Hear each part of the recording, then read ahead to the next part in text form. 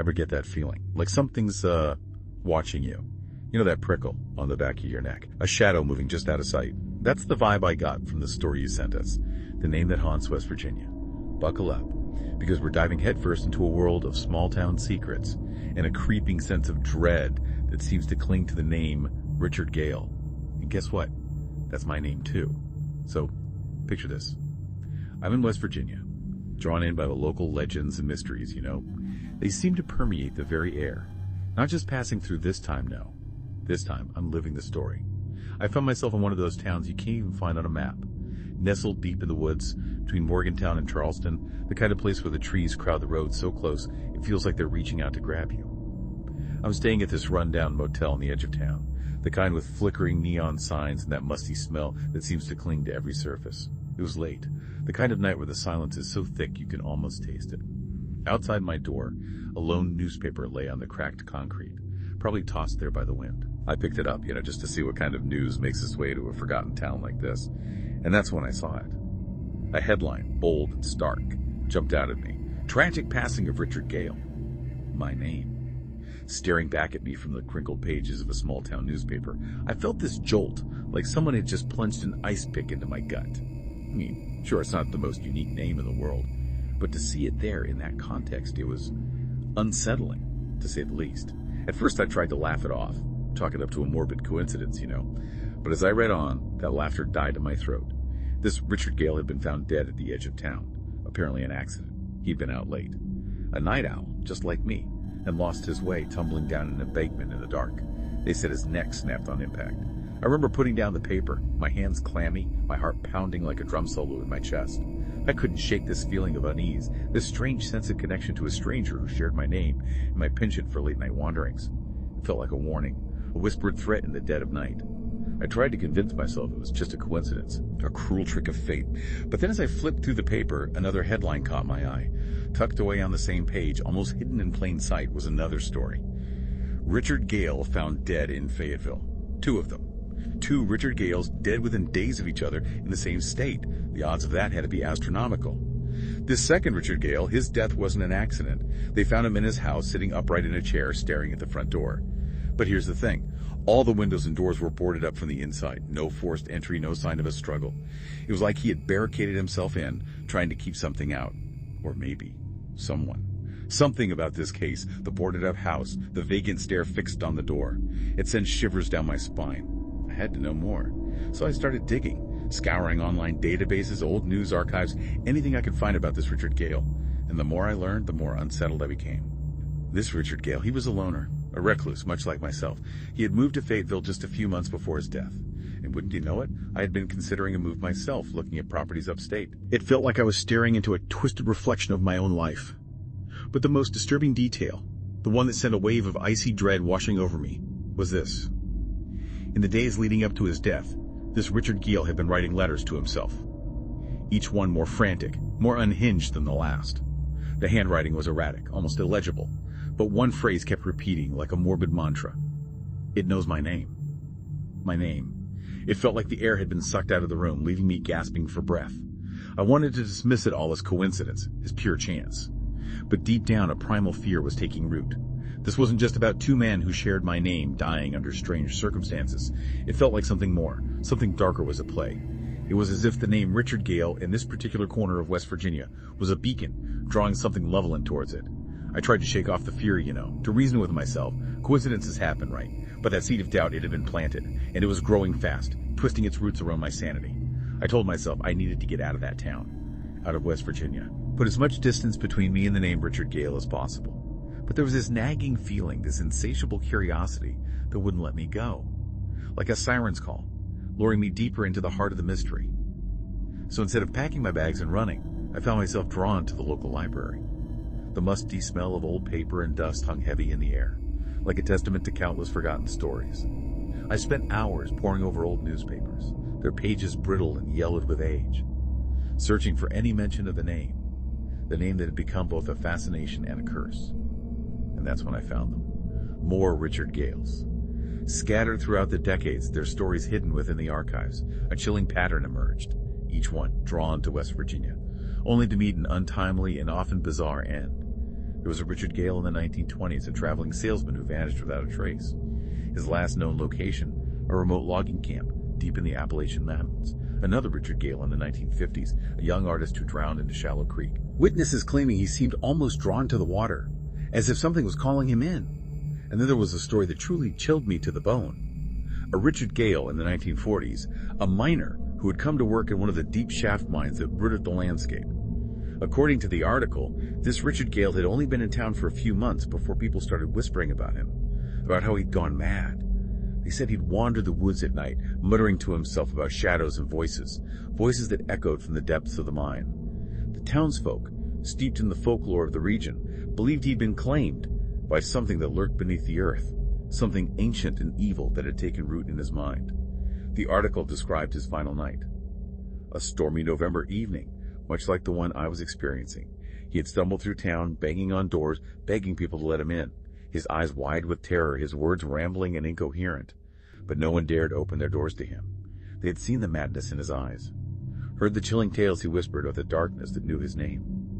By morning, he was found dead at the entrance to the mine, his face contorted in a silent scream, his fingers clawing at the earth as if trying to escape something that had followed him to the depths. Reading that story, a cold dread washed over me. It was as if a puzzle was coming together, piece by terrifying piece, and I was right in the center of it. It wasn't just the shared name. It was the pattern, the undeniable sense that something was drawing Richard Gales to West Virginia, only to claim them in ways that defied logic and reason. I realized then that I had to get out of there, and fast. Whatever was happening, whatever force was at play, it was closing in, and I didn't want to be the next victim. I rushed back to the motel, my heart pounding in my chest, my mind racing with visions of boarded-up houses and terrified miners clawing at the earth. I threw my things into my bag, not caring about order or neatness, my only thought escape. But as I reached for the doorknob, my blood ran cold. There, slipped under the door, was a small piece of paper, and scrawled across it, in a shaky, uneven hand, was my name. Richard Gale. And beneath it, two words that sent a wave of pure terror crashing over me. It's waiting. I fumbled with the lock, my hands trembling, my breath catching in my throat. I threw open the door, expecting to see someone standing there, a shadowy figure, a menacing grin. But the hallway was empty, deserted, silent. Whoever had left that note was gone, vanished into the night, leaving me alone with a chilling certainty. Whatever was happening, whatever was claiming Richard Gales in this forgotten corner of West Virginia, it knew I was here. And it was waiting. That note, that single slip of paper, with my name and those two chilling words, it's waiting. It changed everything. It wasn't just coincidence anymore. It was a direct threat. A confirmation that something out there knew who I was and it was closing in. I spent that night huddled in the corner of that dingy motel room. Every creak of the floorboards, every rustle of leaves outside the window, sending shivers down my spine. I kept replaying those stories in my mind. Those Richard Gales drawn to West Virginia, only to meet their demise. In ways that defied explanation. Was I next? Was this the price of bearing this name in this cursed place? The thought was suffocating, like a weight pressing down on my chest, stealing my breath. I knew I couldn't stay there. Not another night. As soon as the sun peaked over the horizon, I was gone. I threw my things in the car and drove. Didn't stop until I was miles away from that town, from those woods, from that very air. You know, it seemed to whisper the name Richard Gale. I left West Virginia behind, but the fear, the unease, it lingered. A shadow that followed me wherever I went. Looking back on it now, I can't help but wonder, what was it about that name, about Richard Gale, that seemed to draw such darkness? Was it just coincidence?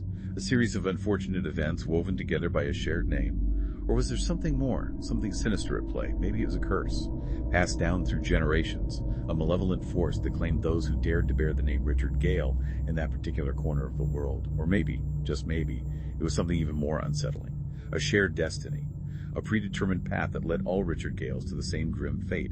I don't have the answers, and maybe that's the most terrifying part of it all. The story of Richard Gale in West Virginia remains a chilling enigma, a testament to the power of names, to the unseen forces that may lurk in the shadows, and to the mysteries that still haunt the edges of our reality. So what does this all mean for you? Why should this tale, this deep dive into the unsettling world of Richard Gale, matter to anyone listening right now? Because it's a reminder that sometimes the most terrifying stories, they're the ones that leave us with questions, with doubts, with that chilling realization that maybe, just maybe, we don't know as much about the world as we think we do. It's a reminder that even in our modern age, with all our technology and advancements, there are still corners of the unknown, whispers of the unexplained, that can reach out and touch us, leaving us forever changed. And maybe, just maybe, it'll make you think twice the next time you hear a strange story. A local legend. A tale whispered in hushed tones. Because sometimes those stories are more than just entertainment. Sometimes they're warnings. I first met her in West Virginia. Small town, quiet, unassuming. Green Hollow. Friend of a friend she was. Recently moved into this older home. Big. Too big for one person, really. Edge of the woods. I remember that afternoon well. The moment I walked in, you could tell she was nervous. Uneasy, like she was trying to catch something. Out of the corner of her eye. On the walls. The ceilings. Maggie. At first I thought, nerves, first time out of the city, living alone. She'd inherited this house. From an aunt she barely knew. But as we talked, it became clear. Maggie's nervousness. It was more than just adjusting to a new place. She'd mention things offhand, odd sounds, things that just didn't feel right. Mid-sentence, she'd stop. Eyes drifting to the staircase, up to the upper floors, like she was waiting for something, or someone, to come down. I tried to shrug it off, even joked, every old house has its quirks. But the look on her face, hard to laugh it off. She seemed haunted. A few days later she called. Relief, but also urgency in her voice. Asked if I could come by. When I got there, she took me straight upstairs. To the attic. Kept looking over her shoulder, whispering about noises at night. Footsteps, almost. Coming from right above her bedroom. A few things she wanted me to see. Her voice was unsteady. The attic itself. It was what you'd expect. Dusty, dim. Smelled like old wood. Mildew. But then I started noticing things. Strange details. Blanket, tucked into the far corner. Thick. Looked well-worn. Empty water bottle. And a half-eaten sandwich. Sitting on this makeshift table. Made out of crates. Like someone had been spending a lot of time up there. I turned to Maggie expecting, some explanation. But the look on her face. Pure horror. First time she'd been up there in months. Hadn't even checked it since moving in. And she was certain, absolutely certain, none of that was hers. That's when it hit me. And things felt different. Got her down those stairs. Away from the attic. Called the police. The officers, though, they were just as mystified as us. Filed a report. Said they'd keep an eye out. But they couldn't just camp out at her house. One of them, he suggested, maybe a drifter. Someone using the place for shelter before she moved in. Left some things behind. But we both knew that wasn't it. Food was fresh. Water bottle still had condensation. Whoever was there, they were there recently. And the way it was set up, not a one-time thing. This person had been living there, in her attic, for months, watching her, sharing her space without her knowing. The next few nights, Maggie kept me updated. Didn't want to be alone, but she was determined. Hold on to her home. Then 3 nights later, just past midnight, she called. Panicked. Noises again. Louder this time. Footsteps right above her. Creaking floorboards. And this was unmistakable. Sound of someone breathing. I raced over as fast as I could, heart pounding the whole way. Found her outside. On the lawn, barefoot, shaking. Phone clutched in her hand. She told me she'd been lying in bed, awake, listening. Creaks, rustles from above. Faint at first. Then she heard it. Slow, deliberate footsteps, coming down the attic stairs. That's when she ran. Barely grabbed her keys and phone. We went back in together. Didn't speak, just moved as quietly as we could. Every instinct in me was screaming. Get her out of there! Crept up the stairs, hardly breathing. Attic door. It was cracked open. Just a sliver. Enough to see. The faintest hint of movement. Dread, determination, pushed the door open. Attic was empty. Just like we'd left it. But everything felt wrong. Colder somehow. Air thick and stale. And there were new things. Old photograph crumpled up. Maggie didn't recognize it. And a notebook. Small, worn, yellowed pages. I flipped it open. Lists, scrawled notes. Half sentences about things Maggie had done, said. Erratic, disjointed, like someone was writing in a frenzy. As I read those notes, realization dawned. Sickening feeling. Entries. Logs, almost. Of Maggie's daily routine. Mundane details. Things she did every day. Wednesday, 9:30 a.m. She opened the curtains. 7 p.m. She made tea. All there. Documented. Every movement. Chilling. Maggie was shaking uncontrollably. Led her back downstairs. My mind was racing. Who would do this? Why? And the most unsettling question, how had they stayed hidden for so long? Maggie stayed with me that night, barely slept. Every little sound, every creak, she'd flinch, trapped in that house, reliving every detail. In the morning, she insisted on going back, face it, reclaim her home. I went with her. Maybe, I thought, daylight would bring some kind of explanation. But the moment we stepped inside, a chill ran through us both. The house felt different, violated. Like the walls themselves, they held the memory. Unseen eyes watching, waiting. For weeks, Maggie tried. Move on. Convince herself it was a prank. A horrible prank. Or some squatter. New locks, bat by her bed. Went about her days, putting on a brave face. But the tension, it lingered. Hung in the air. In every corner of that house. Months later, winter was setting in. Maggie, she noticed things were missing. Scarf by the door. A book. Her toothbrush. Small things, easy to overlook. Told herself she'd just misplaced them. But that feeling, it just kept growing. Then one night, she was falling asleep. Heard it again. Footsteps, right above her. This time she didn't run. Lay there, heart pounding, steps getting louder. Stopped right above her bedroom. She said later she could feel it. Presence there, lurking. Hours passed. Silence, except for her own breathing. When morning came, she packed her bags, left, called me, said she couldn't take it anymore. That was the last time I saw her. Maggie, she left Green Hollow, abandoned the house, everything. Couldn't shake that feeling, being watched. Knowing someone, something, had been living with her. Every so often, she'd call. Voice quiet, asking, was she overreacting? But we both knew deep down. A few months later, a family moved in. I thought about warning them, but I told myself, maybe it was over. Maybe whatever happened, it left with Maggie. But just last week, I drove by, saw the new owners standing outside, talking, hushed tones, seemed on edge, glancing at the windows, almost like they'd heard the sounds too. And sometimes late at night when I'm alone, I catch myself listening, just in case, for those faint, eerie footsteps of someone who never left. Maggie's story, it ends there. But the questions, they linger. What was it? Lurking in the shadows of that attic. Why Maggie? Why her? And is that house truly free now? Or is something still there, waiting? Sometimes the most terrifying monsters, they're the ones we can't see, the ones whispering in the shadows, watching us, when we think we're alone.